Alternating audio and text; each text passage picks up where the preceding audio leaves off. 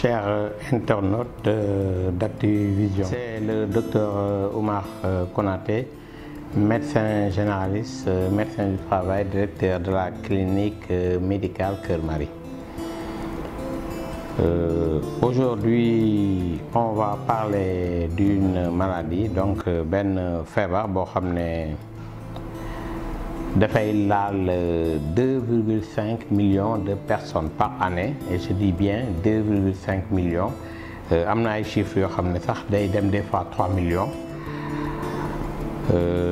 Dina rey, ça tue entre 250 000 et 650 000 personnes par année, et ça touche également plus de 70%, dans plus de 70% des cas, des personnes âgées. Donc ñi nga xam ne am nañu plus de 65 ans. Tey nag dama bëgg ñu waxu grippe. Donc pour ñu waxu grippe,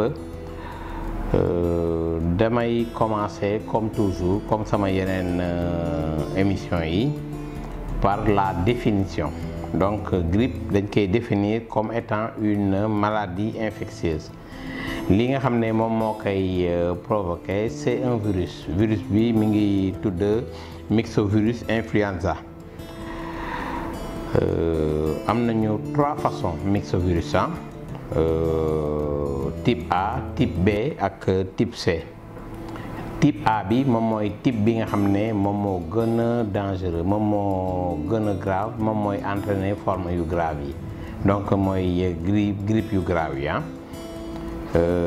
Type B moom nañuy gën a jànkonteel, moom mooy entraîner épidémie. Donc chaque année ngeen dégg nekk ne am na benn épidémie de grippe, type B bi moom moo koy andi. Donc type C en général day ànd ak type B bi. Donc virus donc type B bi en général, donc comme ni mu la ko waxee, moom mooy entraîner épidémie yi. C'est surtout pendant l'hiver, temps wu seddaay, su seddee rek dafay am doole, donc bu boobaa day attaquer nit ñi, donc joxe épidémie. Et en général épidémie bi, donc ça dure entre 4 semaines et 12 semaines. Après 12 semaines mu jàll, et puis année prochaine, donc ça se répète. Donc les épidémies de grippe, c'est annuel. La transmission mooy mode wàllaate bi c'est surtout par voie respiratoire. Donc nit ki daf koy am, mu nekk ak yow, mu sëxat rek tak mu jox la ko. Am na yeneen mode de transmission par nit ki nga nuyu ko luy demee noonu, mais yooyu barewul trop. Respiratoire bi donc moom moo nekk au premier plan.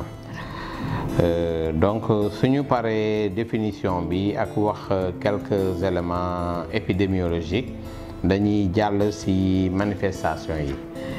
Donc manifestation yi, dañuy commencer par ce qu'on appelle l'incubation. Incubation moom mooy période bi nga xam ne foofu la nit ki, foofu nañ koy wàllee ba apparition donc premier signe yi. En général, donc incubation bi pour la grippe, ça tourne entre 1 et 5 jours. Donc pour nit ki diggante fi mu la wàllee ak feebar bi commencé feeñ, donc c'est entre 1 et 5 jours. Donc ça dépend donc si individu yi ku gën a dëgër dina dem 5 jours, ki nga xam ne dëgërul trop benn jour rek doy na pour signes yi yegsi.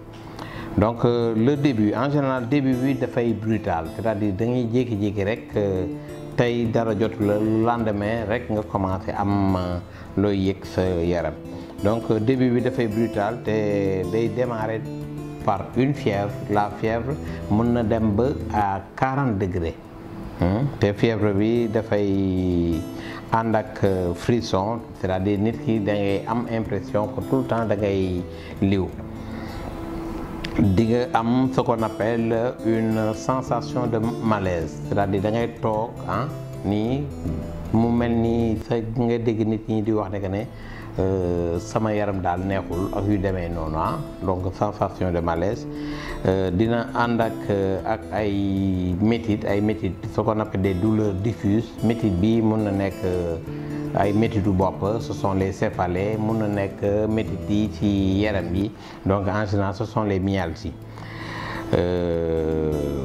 toujours ci signes yi donc on peut avoir ce qu'on appelle une altération de l'état général. Altération de l'état général, donc mun na nekk une asthénie, donc nit ki toujours dafay am impression que dafa sonn.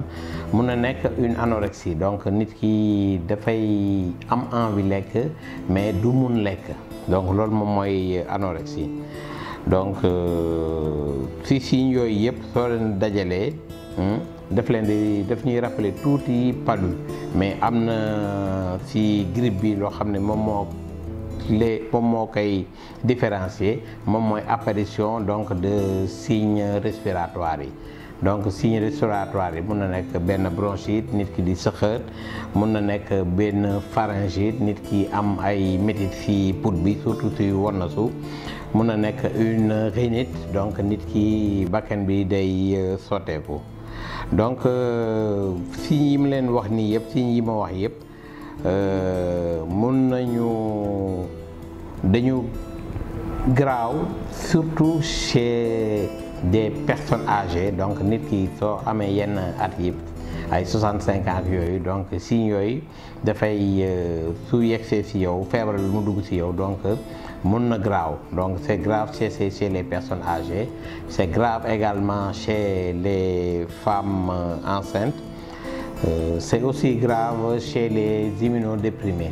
Et su ñu waxee immunodéprimé bon nit ñi dañuy xalaat le plus souvent sida bon sida c'est vrai mun na nekk mais am na yeneen immunodépression par exemple ay diabète ay insuffisance rénale ak yu demee noonu donc surtout ci suñu dëkk yi les diabétiques yi war nañu moytu bu baax donc en général feebar bi bu duggee ba ñu gis signes yi ak yëpp dafay évoluer donc rapidement en 3 à 5 jours te su évoluer en 3 à 5 jours après day am d'effervescence yaram bi tàngoor yaram bi wàcc signes yi ma wax noonu yëpp donc ñu disparaître mais am na ci ay nit yoo xam ne par exemple comme ñi ma cité tout à l'heure les immunodéprimés, les personnes âgées, les femmes enceintes, donc on peut avoir donc des complications, donc des complications peuvent apparaître. Donc si complications yooyu